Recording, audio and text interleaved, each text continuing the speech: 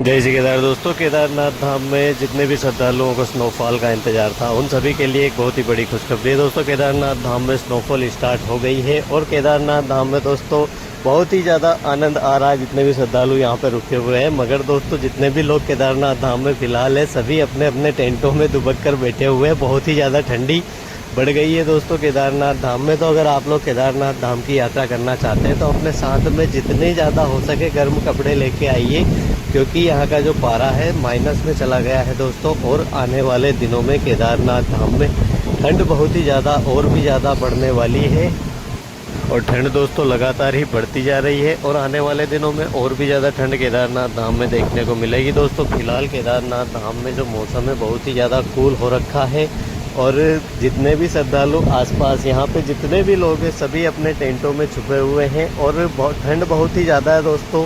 बहुत ही ज़्यादा कड़क मामला हो रहा है केदारनाथ धाम में। अभी आपको दिखाते हैं, ये अभी मज़े ले रहे हैं भाई।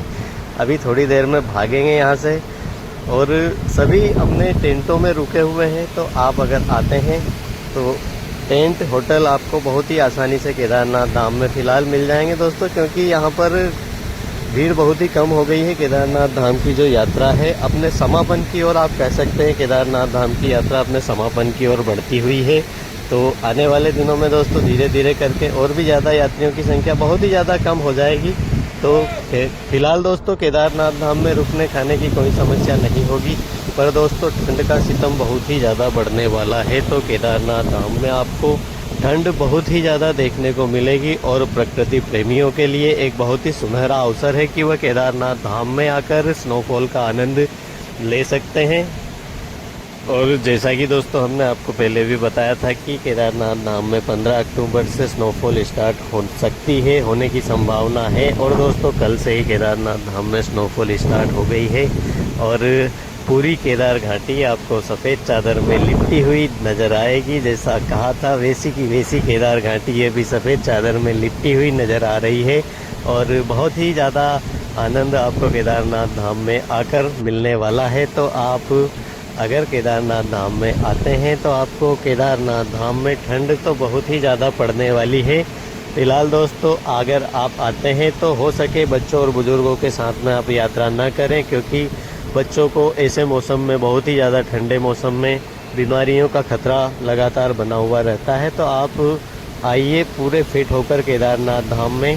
केदारनाथ धाम में आने के बाद में यहाँ पे आपको रुकने की कोई समस्या नहीं होने वाली है। फ़िलहाल अगर आप केदारनाथ धाम में आकर रुकना चाहते हैं तो बड़े ही आराम से आपको यहाँ पे होटल टेंट बहुत ही कम दामों में मिल जाएंगे दोस्तों। फ़िलहाल केदारनाथ धाम में आप देख सकते हैं कि स्नोफॉल हो रही है और केदारनाथ धाम में आकर आपको बहुत ही ज़्यादा आनंद प्राप्त होने वाला है।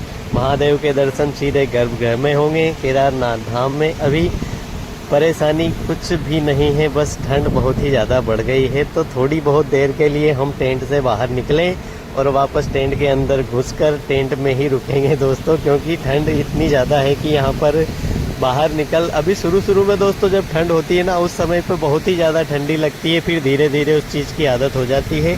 तो जितने भी यात्री यहाँ पर हैं सभी टेंट में घुस जाते हैं, फिर निकलते थोड़ी बहुत देर के लिए। तो आप भी अगर आते हैं तो आप अपने साथ में गर्म कपड़े, जूते, मोजे दोस्तों 4-5 जोड़ी मोजे आप लेके आइए। सॉक्स, ग्लव्स सारी चीज़ें आपको लेके आनी है।